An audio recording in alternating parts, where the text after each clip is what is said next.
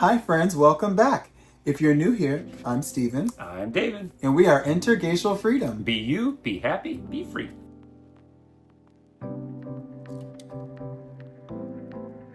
We've been full-time RV living for the last 6 months, traveling through about 11 states. Today we'll be sharing a detailed review of our Brinkley Model G 3250 and how it has been living in it every single day. We'll dive into all the highs and the lows, the things that broke, chipped, and needed repairs, plus all the great things it has to offer. We've definitely learned a lot along the way, so let's get into it. So before we dive into the repairs and issues we've had with our Brinkley, let's do a quick overview.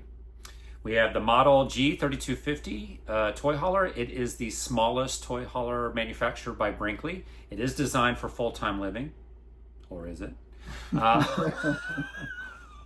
It's roughly 38 feet long, 13 and a half feet tall, weighs 17,500 pounds, I believe, somewhere in that range, empty, with a carrying weight of just under 22,000 pounds. So far, it is a beautiful unit, sleek design. We still love the modern look, which is probably the most appealing thing that people gravitate towards with Brinkley. And it is a pretty easy tow, I think, for the most part. We do have a couple issues. I'm sure there's some videos where backing in and pulling out is a little tricky, but for the most part, for newbies, it's within that under 40-foot range that makes it very easy for us anyway. So besides having what I consider to be a super large bedroom, it also has a very nice laid out kitchen and living room kind of comboed shared area, which is really great for how we live our lives. And the key reason why we went with this specific model, if you will, is it has an excellent back garage area that is my office, where I work roughly 7 to 10 hours a day, and is also dubs as the sleeping loft for our guests. So the unit roughly sleeps 3 to 4 comfortably. I don't know how the word comfortable is, but definitely 3 comfortably, perhaps 4 depending on who sleeps on the sofa. But overall, it has been a fantastic unit. A little technical, and everything in this unit is controlled somehow by some fancy gadget, Bluetooth something. But overall, the inside of it is very homey. The colors are wonderful, as you can see, and we really enjoy the way everything looks and feels when we are in it every day.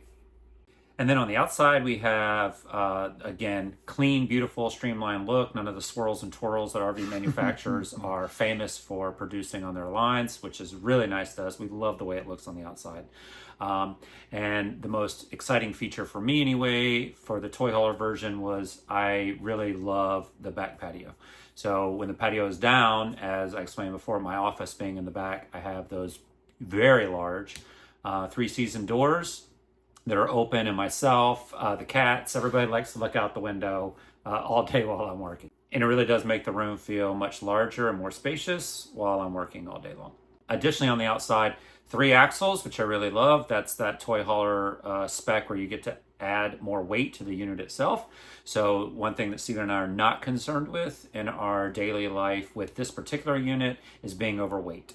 We don't have a lot of stuff to start with, but it's never any concern to us. We know that we are well under our 4,500 pound payload for this particular rig. Even if all the tanks were full, we're not going to be anywhere near it. So that's important to us.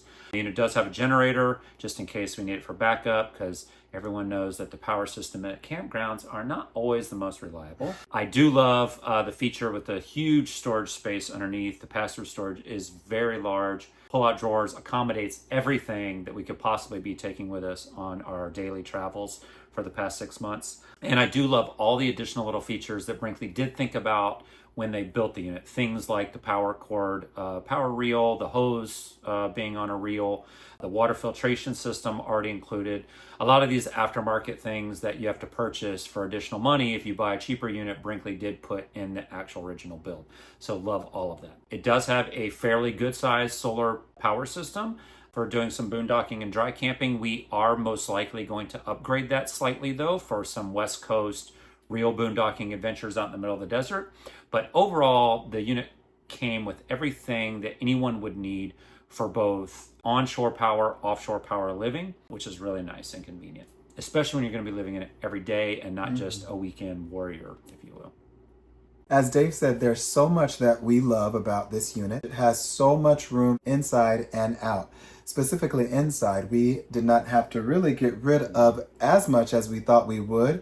In the kitchen, there's space for my mixer, for so much food. Our pantry is huge. We have all the pots and pans we could need and everything galore. We knew going into this that there were going to be things that would happen and we would have to get them fixed and repaired along the way. We did not think it was going to be smooth sailing the entire time. The first thing to break within 72 hours was the batteries. There was an issue with our batteries where they completely drained all the way down, and we had to have the RV plugged in order to use anything inside, along with letting the slides in and out. So what actually was the cause was in manufacturing, the negative battery terminal wasn't down in the lug all the way for the converter to charge the batteries. So we didn't know that, and the rig was running for quite some time on just the battery backup alone. And that then drained them down to a level that they just completely, from a safety perspective, shut off. So we were kind of stranded, but we were able to get Brinkley on the phone. They walked us through some steps, but it ended up being me and a service technician from the marina we were staying at in Jersey City that was able to get the batteries to reset and then start charging correctly so that we could get back on the road. I think it was probably within the first week or two, I noticed that there was a very, very thin hairline crack in our windows. And that was disappointing. And it's still there. It still has not been fixed, even though we've tried to get it fixed, I think, twice now. It's been just miscommunication and windows not being delivered because maybe some people didn't do their job. Not calling out anybody, but rhymes with Renroll RV. It's just very unfortunate. So, I will say this. I think Brinkley, with everything that we're about to discuss right now, I think Brinkley themselves has handled all of our warranty claims very well, right? They're very easy with the customer care. If there is, as anyone who owns an RV knows, if there's one major improvement that RV dealers can make, it's dramatic improvement to their service department. And I would say even more than the service itself is just communication. And then another thing that broke, I think about a month and a half, no, maybe about a month and a half, 2 months in, we loved the fireplace and it burned up. It just stopped working, smoke, poof, done and over with, which we did find out is common actually. So there you go. But the fireplace did get replaced. We did do that. And now we have our lovely fireplace back. But, and that sucked because it was during winter. It happened in November or late October, and we didn't get our new fireplace until February. That's right. Yay, cold. You know what one of the most horrible things to happen when you need to go to the bathroom is for the door to just fall right off. But that's what happened. So it's a pocket door, slides in and out, and just fell off at the top, and I had to do that repair myself. I was not going to try to schedule going back to an RV dealership for something that was so quick and simple. I think within 30, 45 minutes, I had it fixed. So we've listed already a few things that have broken, and it gets you into the mindset of, gosh, everything breaks. Like, what is going to be the next thing to break? And lo and behold, it's the brakes. So we were hitching up to drive down the road to go to the next campground, and all of a sudden our truck warning popped up and said, hey, you don't have any trailer brakes. That's a panic mode, by the way, when you're going down the highway at 65 miles an hour. We pulled off the side of the road, looked for some loose connections, things of that nature, and come to find out it was the wire within the electric brakes on our back rear axle had been sliced. That sent a fault to the Dexter ECU, which then gave a false backfeed voltage to our truck, and that's why our Ram 3500 was saying, you don't have brakes.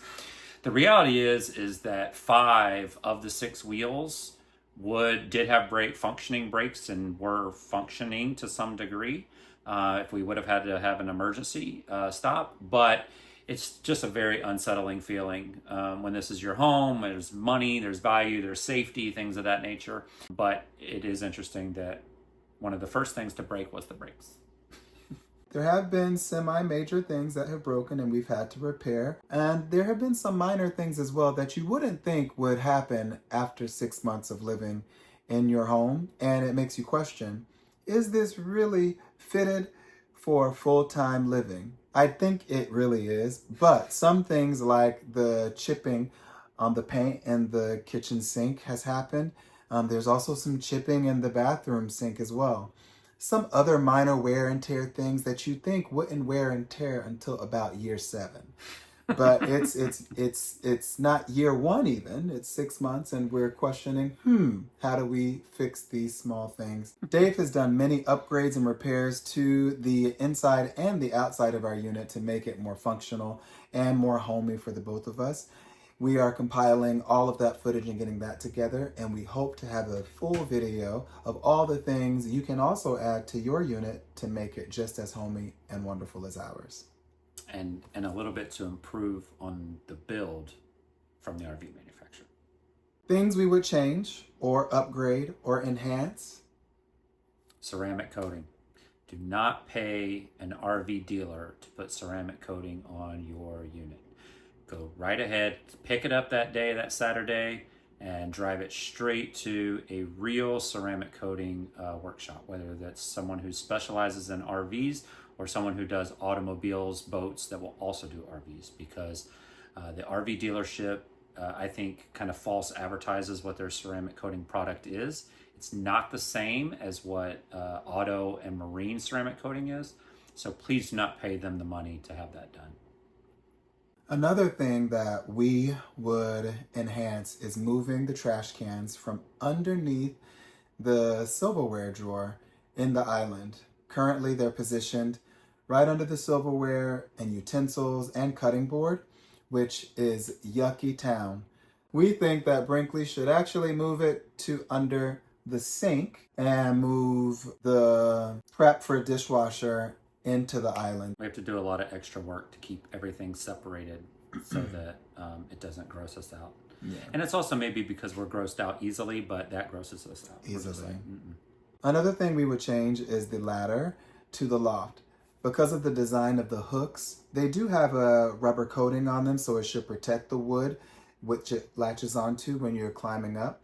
But it digs into the wood, and anyone, even a child of 60 pounds trying to climb up that ladder, is gonna give that weight just enough to start digging into the wood. We've already changed it and made it a little better, which we don't have a video footage of because someone didn't record it. But we would also change the mechanism or enhance or strengthen the latches that the hooks are adhering to. And one of the things that I know annoys me the most is I am a vampire sleeper. I need not 1 ounce of light, period, or I don't sleep well. So please make a comment, add the comments. If you own a Brinkley specifically, or even if you own any other brand where the bedroom windows are not blacked out, what was your solution? Because I am looking right now actively to develop a solution to fix that problem for me. I've been looking at black tent. I've been looking at blackout drapes, which I really don't want to do because I kind of like the Brinkley aesthetic drapes that it came with. And I don't like cheap foldable little blinds.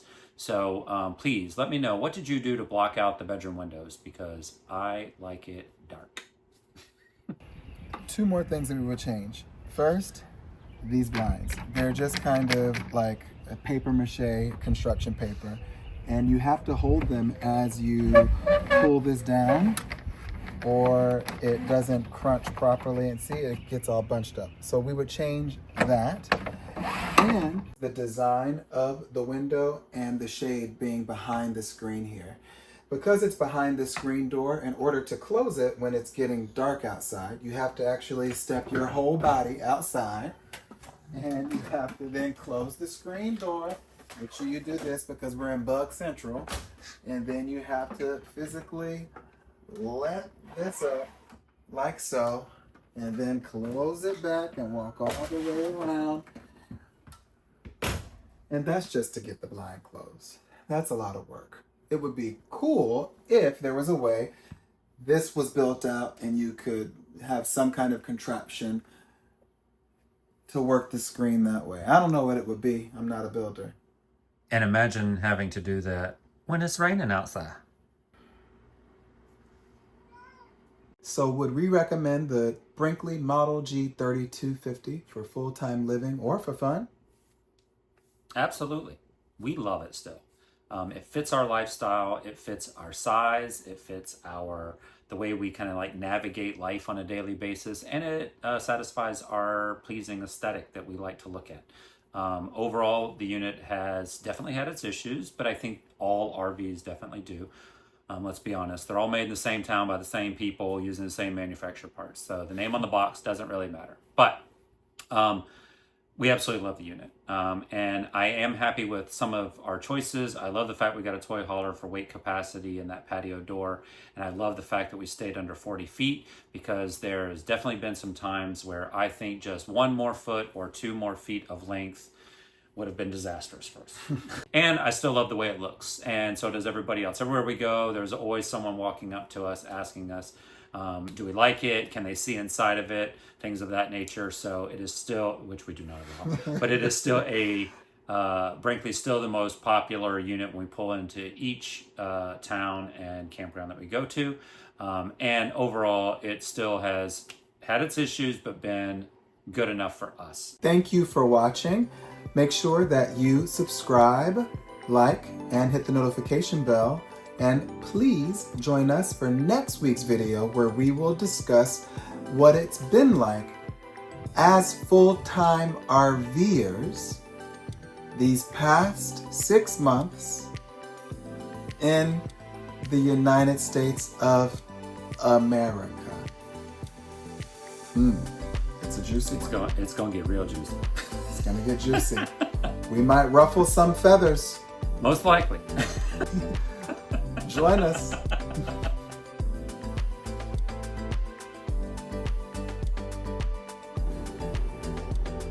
Is it recording?